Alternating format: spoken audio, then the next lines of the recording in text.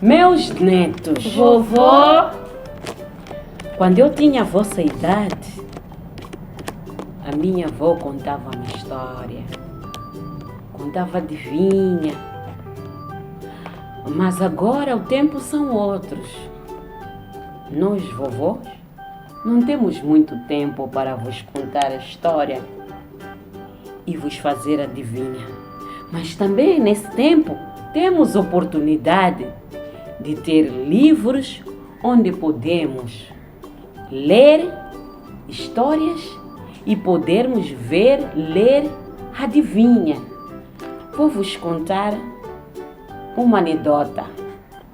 Dário era um miúdo de lá, da minha terra. Gostava muito de brincar. Um dia o Dário perguntou à mãe: mamãe, bombons de chocolate andam? sim. Está a ouvir, né, minha neta? Costumam subir paredes? A mãe respondeu: não, meu filho, bombons não andam. Então o Dário disse: então o que é que eu comi que estava na parede com cor de chocolate? A mãe disse: meu filho, comeste barata. Viste, meu neto? Não podes comer barata.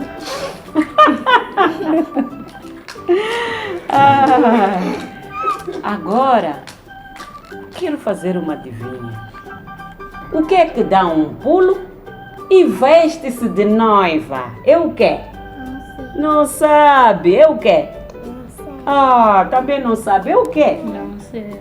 O que é, Júnior? Pipoca. Pipoca! Palma para Júnior! Pipoca! A da Kale não sabe. É pipoca. Agora, meus netos, tem outra adivinha. O que é que o nadador faz no tempo de competição para ganhar prêmio? Faz o quê? Não sabe. Faz o quê? Não sei. Faz o quê? Nada. Ai, palmas para Júnior! O nadador nada. O Júnior é muito esperto. Pais, vamos incentivar os nossos filhos a ter o hábito pela leitura, para adquirir esses livros que contêm anedotas, adivinha, formato físico e digital. É só clicar abaixo.